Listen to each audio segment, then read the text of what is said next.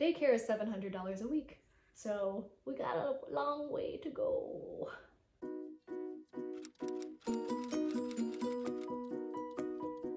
Hello everyone, welcome back to my channel. I am Jen of Good Jeans Resale. I am a part-time Poshmark reseller. Currently trying to go full-time. I have been a stay-at-home mom and doing this very sporadically throughout the last couple of years. I moved to a new home in Georgia from Florida, and I'm trying to do this more full-time now that my kids are in daycare. So this is the first video that I'm posting to my channel in my new home, in my new office. I didn't have a dedicated office space before. And yeah, I've filmed a few hauls, trying to work through the ones I filmed in Florida first and posting those. But this is my space. It is very unfinished. It has a closet. It has a lot of U-Haul boxes. It has some clothing racks that you can see behind me. And it has, right now, just a folding table. At some point I'm gonna get actual furniture in here. I hope to be finding that at the thrift stores that I'm going to more often. And yeah, I'll be taking you along on this journey with me. I'm gonna do a what sold video today, and this is what sold in March of 2024. And this is a variety of things that I sourced in thrift stores, a little bit of online sourcing, some personal items, and some consignment items. I don't really do a lot of consignment. I'll talk about that in a bit. So the first item that I had that sold shortly after I moved the majority of my items from not for sale back to for sale. Because I share a closet with my mom, she's still in Florida. She wanted her items to be available for sale. That meant that I had to go through my items and mark each one individually, not for sale, which took forever. But first item, okay. This was a Lulu's dress. Lulu's dresses, I think those of you who are resellers know this already. I know this already and still can't seem to stop myself from picking up the shorter dresses. Lulu's dresses can do pretty well if you're getting them for a good price. If they're the longer length, more formal style dresses. This was neither of those things. This was a short dress. It was a cold shoulder dress, which cold shoulder I know is not super trendy. Pretty basic navy shift dress. It was, I think, a size small. So none of those things really worked in its favor. I paid $4.49 for this. Someone sent me an offer for $20. I accepted. I'd had it sitting for a while. After fees, I was paid $16, and my profit on that item was about $11.51. The next item is something that I had in my closet that I've had since college. It is a Kappa Kappa Gamma pillow. I was a Kappa, or am a Kappa. I'm an alum now, whatever. I was a Kappa in college. I graduated in 2010. So someone gave this to me as a gift, so at no point did I pay any money. So cost of goods on this was $0. I think we had it listed for $50. Someone sent an offer for $35. So after fees, I was paid $28. And so my profit is $28 because that was a personal item. The next item is this dress from Petal and Pup. This is called the Catalea Emerald dress. I paid about $4.50 for this. I think I listed it for $40 or $50. Comps were kind of all over the place. It was new with tags, so I was hoping that I could hit that target profit range of $20 on it. It'd been sitting for a few months. I think I listed it in December. So someone sent me an offer for $22 and I accepted. So after fees, I was paid $17.60 and I made a profit of about $13.10 on that. I tend to accept offers that come my way unless I really feel like the item's gonna be worth a lot more than what they're sending an offer for. That might not be everyone's cup of tea. I don't tend to counter. My mom does. I've countered every so often. More times than not, I've lost to the sale. So now this is the first item that I both sold and sourced while living here in Georgia. So this was Reformation. It was my first time finding Reformation. It had a lot of things going for it. It's denim, it's black denim. I think that that is kind of trendy because Beyonce, Taylor Swift, Western styles, they're doing a lot of things for Western styles right now. This was called the Nikki Denim Bustier. dress, I think. It was a size 2, so I thought about not picking it up, but I'm glad I did. It did have a defect that I didn't notice until I got home and photographed it. It was kind of an unusual defect. You know, you usually look things over for stains, tears, things like that. This one had not a flaw that came about by someone wearing it. It was a flaw in the manufacturing of the product. The strap was twisted, so there was no way for the strap to ever lay flat. So when I was photographing that, I noticed it. I, of course, disclosed it. I priced it on a little on the lower side because of that. I listed it for $65. Within a couple of hours, someone sent me an offer for $50 and I accepted it. So after fees, I was paid $40 and I profited $32.76 on that. And I wish all of my sales could be that profitable and that quick. That's the dream. Okay, this next item was a pair of vintage Fendi sunglasses. And I paid $1.43 for these at the Uptown Cheapskate bag sale. I believe that was in October of last year. So these did sit for a little while. And I couldn't find a great comp for these, so I listed them at $100. Someone sent me an offer for $40. I accepted. I was paid $32 after Poshmark's fees, and I profited $30.57. I had some good profitable sales this month. April so far is not looking as fabulous in terms of my profit per item, but sales are trucking along, so I won't complain. I'm really hoping that some of the Uptown Cheapskates around here do a fill-a-bag sale, because those have been some of my most profitable sales, were things that I sourced from there. And part of that just comes from such a low cost of goods, but I am not a bins girly, and even if I was a bins girly, there is not a bins close to my new location in Georgia. So I would have to travel, which I might try out if I take a trip to Florida where I used to live, but I'm very intimidated by the bins. I don't know. That was a tangent. We'll get back to it. Okay, so our next sale, this was another item that was from my personal collection. It was an Old Navy black trench coat. It was new with tags because I never wore it. I bought this in 2017, I think, in anticipation of a trip that I was taking to London for the first time.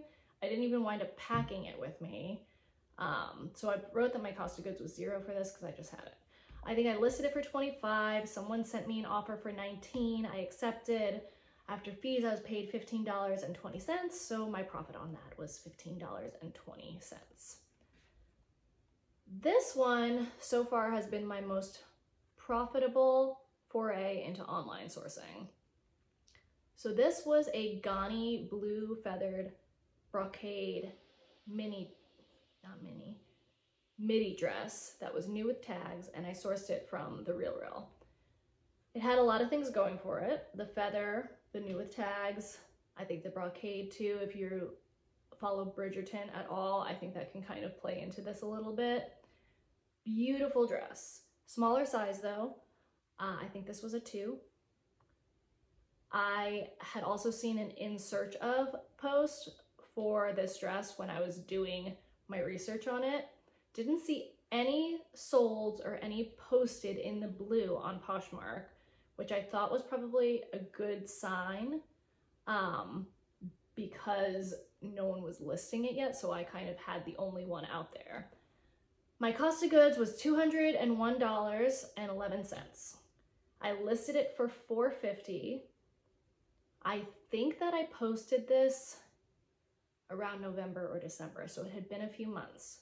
So someone sent me an offer for $300 and I decided to accept that. After fees, I was paid $240, and that made my profit on this item $38.89, which is almost twice my target profit. Now on a higher price item like this, I do want to see a higher profit, but I decided to accept. That's a decent profit. Meant that I wasn't holding on to the item anymore and I was flipping it. The next item, these next two are actually both consignment, which I don't do a lot of consignment. I do consignment for a few friends. And the way I personally do it is just whatever I profit, I split 50-50 with them. I reached out to a few friends shortly after I had my son, who is just over a year old now, and let them know that I was doing this Poshmark thing. At the time, it was kind of hard for me to get out and get to thrift stores.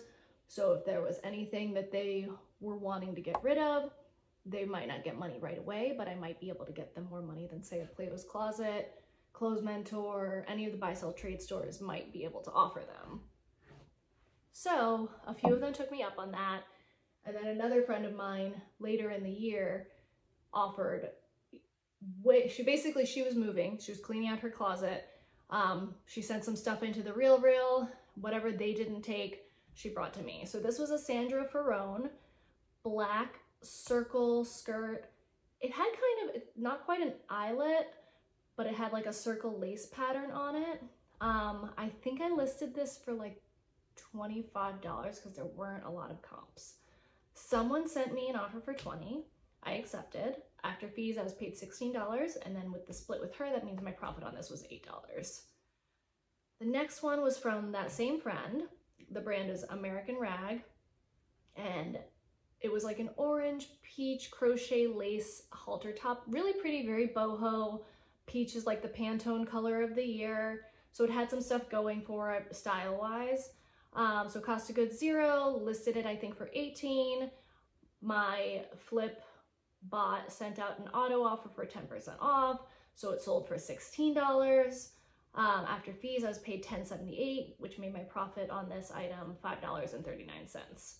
But I had no money into it. It was basically just waiting for the right person to come along, and I was fine with that. Okay, this was another foray into online sourcing for me, which those have been some of my most profitable flips. So I do want to keep venturing little by little into online sourcing, but I really feel like I have no idea what I'm doing. So it is kind of hard to feel like I'm not just throwing money away. That said, okay, this was the Hill House dress. This was the Ellie Knapp dress, and it was a like collector's edition ribbon bow. So the straps were blue, they tied at the shoulder, tulle. And this dress is very like bridal shower, baby boy shower. And the Knapp dress, I mean, you'll see everywhere if you follow any like mommy bloggers, which I do because I'm not a blogger, but I am a mommy. So I listed it at, my cost of goods on this was $169.03. I listed it at $399. Oh, I forgot to say this. If you follow, what is her name? Oh, geez. I'll have to look up her name. I'll put it in at the bottom so you guys can see it. If you follow her, and I'm sure a lot of you do, she sends out a weekly newsletter of like trending pieces. So this was an item that she had sent out in one of her newsletters that I pay, I think, $7 a month for to get every week. Might be $9. So I had a saved search on this. I sent an offer to someone who had it listed. They countered. So I wound up purchasing it for $169.03, listed it for $399, sold when someone sent me an offer for $250. After fees, I was paid $200, which made my profit $30.97. And I bought it on Poshmark. I don't remember if I said that. So the next two items were sold in a bundle. The brand is Kindred Bravely, and I bought these at the same thrift store. It was the dark mauve pocket tee and the pink peach pocket tee. And these were nursing and maternity shirts. These didn't quite make my target profit. If you take them individually, they definitely didn't come close to my target profits. Let me go through the breakdown here. So I paid $4.99 each for these. So $9.98 total. I listed them each for $20 and they sold in a bundle for a total of $30. So after fees, I was paid $14. After fees, I was paid $24. Wow, math is hard. And my profit was $14.02 total. So together they come closer to my target profit. Individually, I profited $7.01 off of each of them. I would still pick this brand up again because I think it sold within like 2 days of listing. My next sale was this Joe top, and this had a couple of things going for it. I looked up the brand, and I don't even think this was a brand that I could actually select on Poshmark. However, when I searched for it, I saw that it did pretty decently. It also had this cool suede-like texture to it. It was this like vaguely peachy color, which again, you know, that's the Pantone color of the year. It was an extra large, great size. So I paid $4.49 for this. I had it listed, I believe, for $40. Someone sent me an offer for $30, which I accepted. After fees, I was paid $24. So my profit was $19.51, and I think I listed that back in like December, so it didn't sit terribly long. This next one was not the best sale. I accepted a very low offer on it, but I decided to accept it to take my profit and run because I really had some questions about whether it was a terrible pickup or not. So these were NYDJ jeans in the Ami skinny ankle size 2. They were a dark wash, but the small size, the skinny factor really had me questioning picking these up at all. So I had listed them for $4.49. I had paid $4.49. I listed them for $30, and my sold price, after a little bit of back and forth where the buyer came up like a whole $2, was $10. I was paid $7.05 after fees, and my profit was a whopping $2.56. My last sale of March was my prom dress, which is vintage at this point because it is from the mid-2000s. So this was an Alfred Angelo vintage ball gown prom dress. It was this really, to be honest, I still really loved this dress, but it was doing no one any good sitting in my closet. So after, when did I graduate? Just under 20 years, I decided to say goodbye and hope that someone else would enjoy it. It had this really beautiful like leaf, flower, embroidery and beading on it. Gorgeous, just pure fairy tale. So my cost of goods at this point was $0. I never actually paid any money for it. Thanks, Mom. I listed it for $75. I took very in-depth measurements. I tried it on so that a buyer could see how it would fit someone. I disclosed any damaging on it, like for instance, like the bottom of the skirt had some running and some dirt on it. I think I actually did wear it twice because I wore it to a sorority formal in college, but other than that, it was just to try on and feel a fairy tale vibe every so often.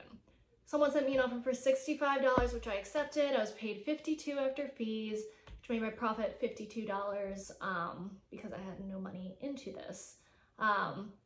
Unfortunately, I mean, they can't return it at this point, but unfortunately the buyer decided to rate me 3 stars. It was fully functional when I sent it to them, but when they zipped it up, they said they broke the zipper and that it can't be fixed. So that's unfortunate because it means that it probably won't get worn, which makes me really sad. But what are you gonna do?